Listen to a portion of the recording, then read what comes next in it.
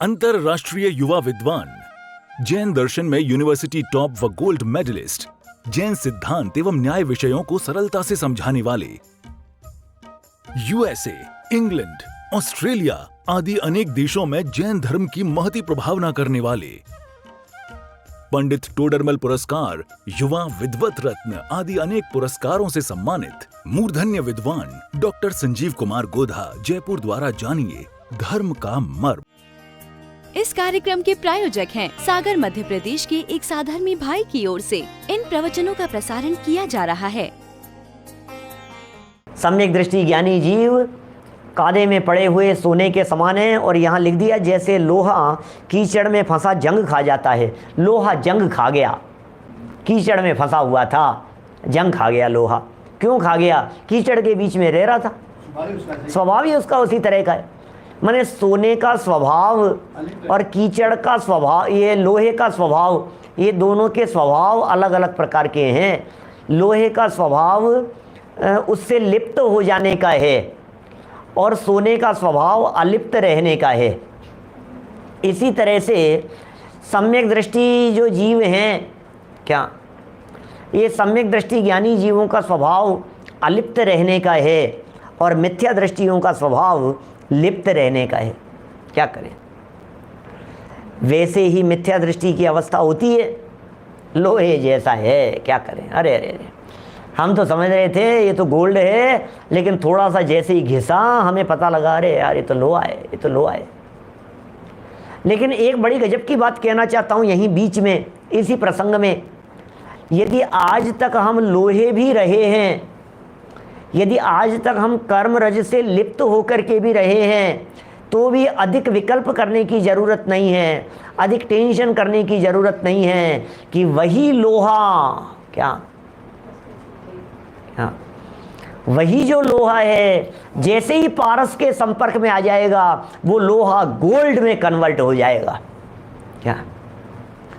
इसलिए हम भले ही आज तक रहे हों, क्या कर्मों के बीच में रहे हों, कर्मों से लिप्त रहे हों, हमारे ऊपर जंग पड़ गई हो, जंग से लिप्त क्यों नहीं रहे हों, तो भी हताश होने की ज़रूरत नहीं है, खेत खिन्न होने की ज़रूरत नहीं है। हम देवगुरु धर्म के समागम में आ गए हैं, हम वीतरागी तत्वज्ञान के संसर्ग में आ गए हैं, और अपने स्वभाव के साथ में अपने उपयोग और परिणति को घिसकर हम लोहे से सोना बन सकते हैं।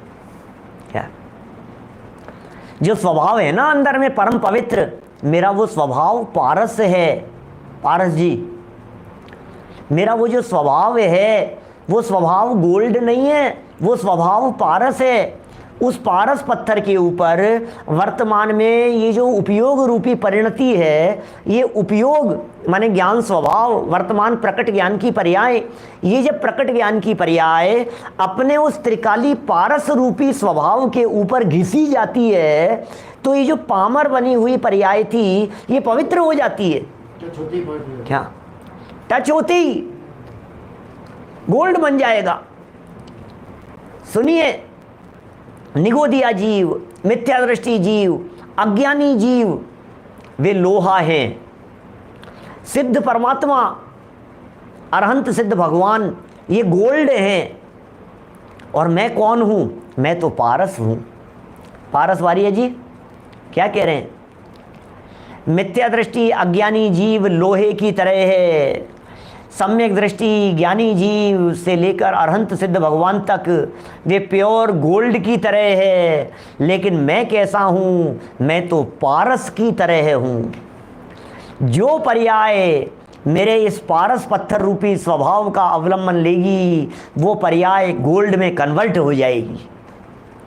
जिस प्रकट पर्याय ने मेरे उस पारस स्वभाव का अवलंबन किया वो पर्याय गोल्ड हो गई, वो पर्याय सोना हो गई, वो पर्याय सम्यक दृष्टि कहलाने लगी। उस पर्याय को सम्यक दर्शन कहेंगे, उस पर्याय को सम्यक ज्ञान कहेंगे, उस पर्याय को सम्यक चारित्र कहेंगे, उस पर्याय को रत्नत्रय कह करके पुकारेंगे। वो पर्याय रत्नत्रय से संपन्न हो गई है, वो गोल्ड बन गई है। वो अब सम्यक दृष्टि हो गए, अब भावलिंगी हो गए, अब गुणस्थान चढ़ने लगे, अब अनंत हो गए और अब सिद्ध हो गए। ये प्योर गोल्ड है।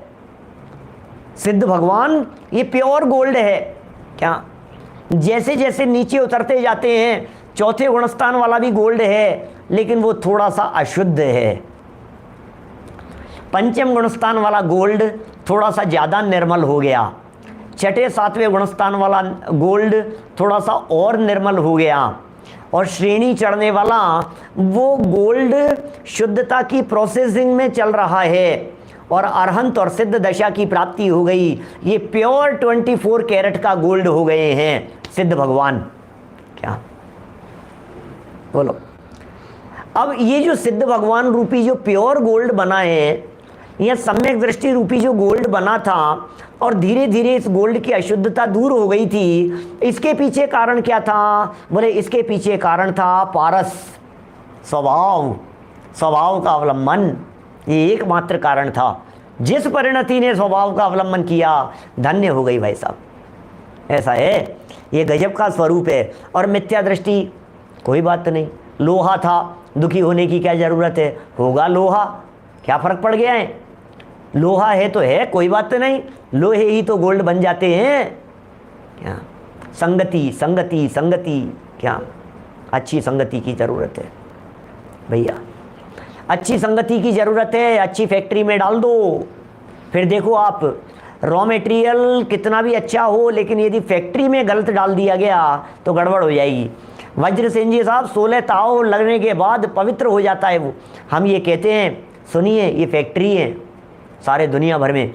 कोई बालक है, वो बालक यदि मेडिकल की फैक्ट्री में डाल दिया गया, माने मेडिकल लाइन में चला गया, तो डॉक्टर बन के निकलेगा 4 साल बाद। उसको यदि इंजीनियरिंग के अंदर डाल दिया बच्चे को, आज एडमिशन लिया है, लेकिन 4-5 साल बाद में वो इंजीनियर बन के निकलेगा क्या? सोच लेना जरा। विवेक सिंह जी सही कह रहे हैं। स्मारक में यदि डाल दिया तो बोले 5 साल बाद क्या होगा कि विद्वान बन के निकलेगा। 10 लक्षण धर्म भी इसी तरह की फैक्ट्री है, अपना ज्ञायक स्वभाव भी इसी तरह की फैक्ट्री है। अरे आज तक हमने गलत संगति की है, आज तक हमने विषय भोगों की संगति की है, विकारियों की संगति की है। विकारियों की है कि भिकारियों की है, पता नहीं। क्या विकारियों की संगति की है, भिकारियों की संगति की है। अब संपन्न लोगों की संगति करो। संपन्न लोगों की संगति में दृष्टि बदल जाती है। दरिद्र भिखारी लोगों की संगति में सोच भी वैसी हो जाती है, और संपन्न लोगों की दृष्टि में सोच भी उसी तरह की हो जाती है। सम्यक दृष्टि रत्नत्रय से संपन्न है, उसकी करो संगति, फिर देखो दृष्टि का चमत्कार, फिर देखो सोच कैसी बदल जाती है, फिर देखो चिंतन कैसा बदल जाता है। ये सब बातें यहाँ सिखा रहे हैं, छोटी छोटी सी बातें समय सार की गाथाओं के माध्यम से प्रस्तुत कर रहे हैं।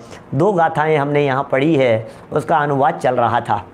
क्या देखिए, ऊंचे लोग ऊंची पसंद क्या है तो गुटके का एड है, लेकिन भाई यहाँ तो हम सब ऊंचे लोग हैं, और हमारी सबकी जो ऊंची पसंद है, ये ऊंची पसंद कौन सी है? ज्ञायक भगवान आत्मा, दृष्टि स्वभाव पर, ये ऊंची पसंद है हमारी।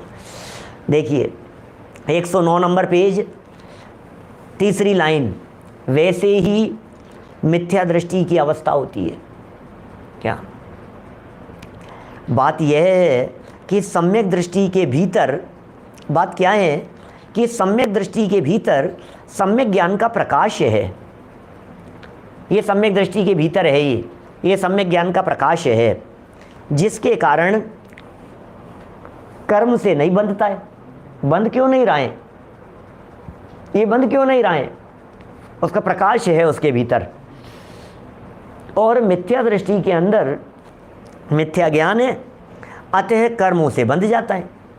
जिसके पास में समझ है वो बंधन से छूट जाता है, और जिसके पास में समझ नहीं है वो कर्मों से बंध जाता है। ज्ञानी आत्मरसिक है। क्या कहा? ज्ञानी आत्मरसिक है, एवं अज्ञानी विषय भोग रसिक है।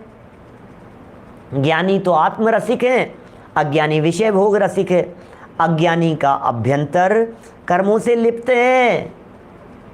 अज्ञानी का अभ्यंतर, अज्ञानी का अंतरंग कर्मों से लिप्त है। कहा भी है 148 नंबर, ये कलश है समय सार का। देखिए यहाँ से पढ़ते हैं, छंद कौन सा है ये तो ख्याल में नहीं है, कैसे गाया जाएगा, धीरे धीरे पढ़ते हैं। ज्ञानिनो नहीं परिग्रह भावम कर्म राग रस रिक्त तयेति रंग युक्तिर कषायित वस्त्रे स्वीकृते ही बहिर्लुठती। 148 नंबर का ये कलश है। पद्यानुवाद पढ़ता हूँ, अपने को तो हिंदी पद्यानुवाद के अंदर गुनगुनाने में बड़ा मज़ा आता है। जब तक कषायित ना करे सर्वांग फिट करी आदि से। क्या क्या कह रहे हैं?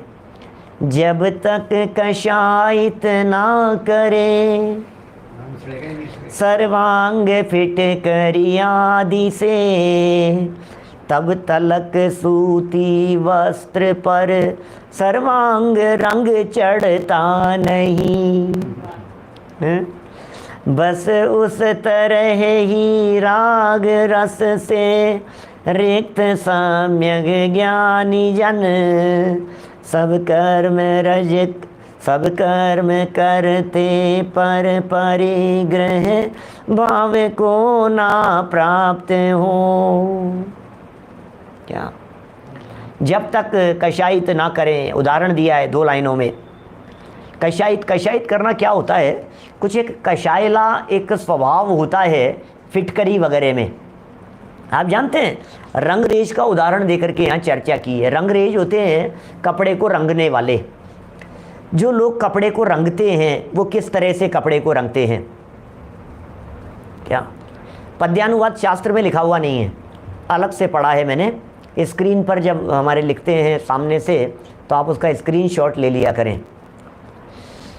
देखिए क्या कहा, कषायित किया जाता है कपड़े को। सूती वस्त्र है, सफ़ेद वस्त्र है, और उसे जाकर के रंगरेज के यहाँ रंगाया जा रहा है। कलर करवाते हैं ना कपड़ों के।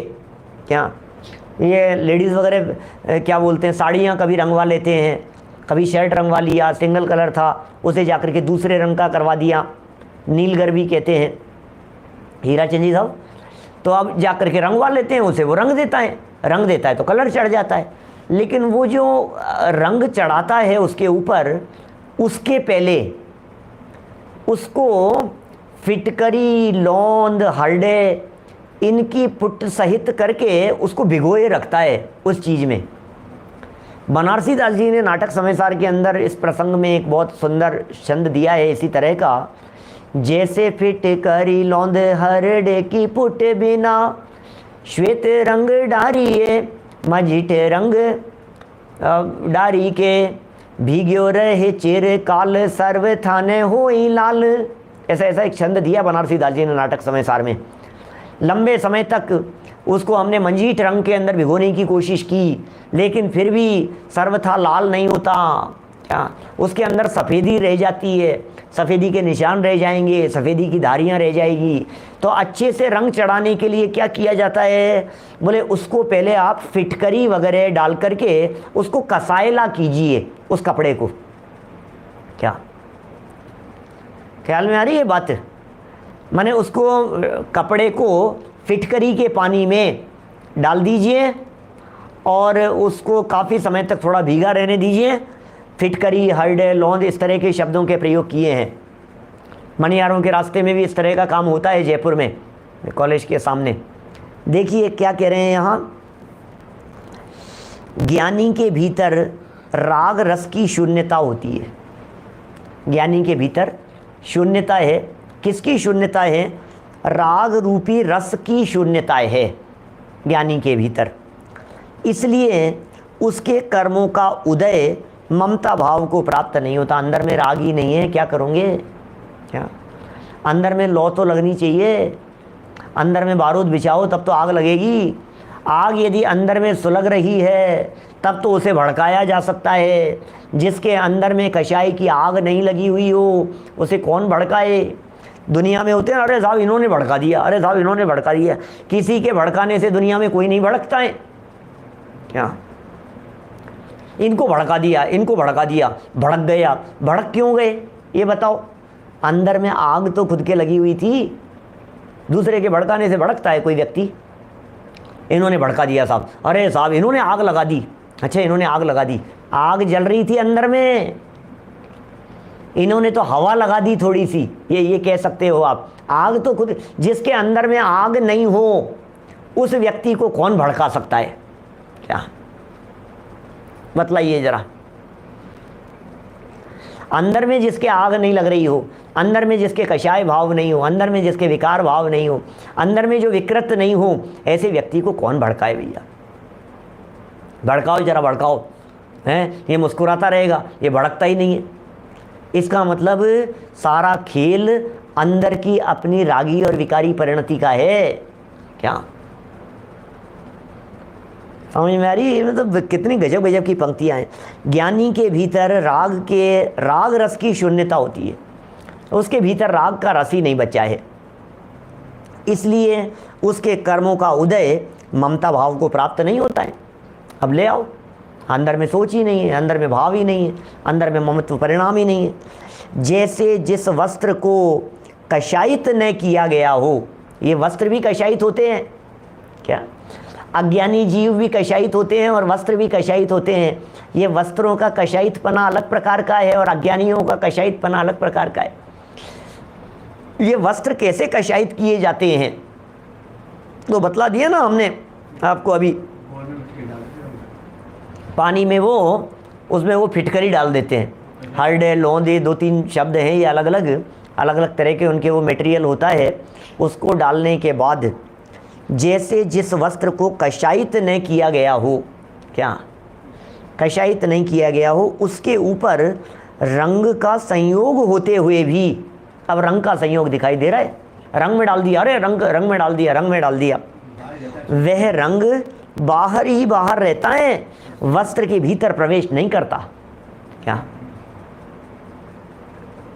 बोलो, कितनी सुंदर बात कह रहे हैं। ये कह रहे हैं ये ऊपर ऊपर है। इसी तरह से सम्यक दृष्टि ज्ञानी जीव के जो कषाय दिखाई दे रही है, विभाव दिखाई दे रहे हैं, अरे भैया ये ऊपर ऊपर ही है, भीतर में नहीं है। ज्ञानी जीवों की जो स्थिति होती है वो ऊपर से भले ही कठोर दिखाई देवे, लेकिन भीतर से तो कोमल ही होते हैं। ऐसी दशा है, भीतर से कोमल नारियल की तरह और ऊपर से कठोर। नारियल की जो गिरी होती है वह अंदर से बहुत कोमल होती है और बाहर उसके लकड़ी जैसा ठोस कठोर आवरण होता है, तो बाहर से कठोर दिखाई देवे नारियल, कोकोनट। ये जो बाहर दिखाई दे रहा है कठोर और भीतर से कैसा है? भीतर से कोमल है। कई तरह के अज्ञानी मूर्ख लोग अलग प्रकार के होते हैं। साहित्यकारों ने जीवों के चारित्रिक बात का वर्णन करने के लिए, जगत में दुनिया में लोगों के नेचर को बतलाने के लिए 4 एग्जाम्पल देकर के समझाए हैं। कुछ ऐसे जीव होते हैं जो ऊपर से कठोर और भीतर से निर्मल होते हैं। कुछ ऐसे जीव होते हैं जो भीतर से कठोर और ऊपर से निर्मल होते हैं। कुछ ऐसे जीव होते हैं जो जीव भीतर से भी कठोर और बाहर से भी कठोर होते हैं। और कुछ ऐसे जीव होते हैं जो भीतर से भी निर्मल और बाहर से भी निर्मल होते हैं। क्या 4 तरह के उदाहरण दिए हैं साहित्यकारों ने। अपने अपने भीतर झांक करके देखना अपनी प्रवृत्ति किस प्रकार की है। चारों के लिए 4 एग्जाम्पल देते हैं, मैं बताता हूँ। क्या सबसे पहली चीज, भीतर से कोमल और बाहर से कठोर, नारियल का उदाहरण देकर के हमने बतला दी। यहाँ नारियल का उदाहरण दे दिया, बाहर से कठोर दिखाई दे रहा है कोकोनट और अंदर में कोमल है, अंदर में कोमलता है। ऊपर से देखने पर नहीं दिखाई देगी, अंदर से कोमल है, बाहर से कठोर है। सेकंड एग्जाम्पल, बेर होते हैं ना, बेर ऊपर से तो कोमल है और अंदर में लेकिन कठोर है, घुटली उसके अंदर। क्या ऊपर से तो बहुत कोमल सॉफ्ट दिखाई दे रहे हैं, लेकिन अंदर देखो ना, अंदर क्या है? क्या अंदर कैसा भरा हुआ है? अंदर तो उसके घुटली है और यदि उसको जोर से चबा जाएगा तो दांत तड़क जाएगा तेरा। बाहर से कोमल लेकिन अंदर से कठोर।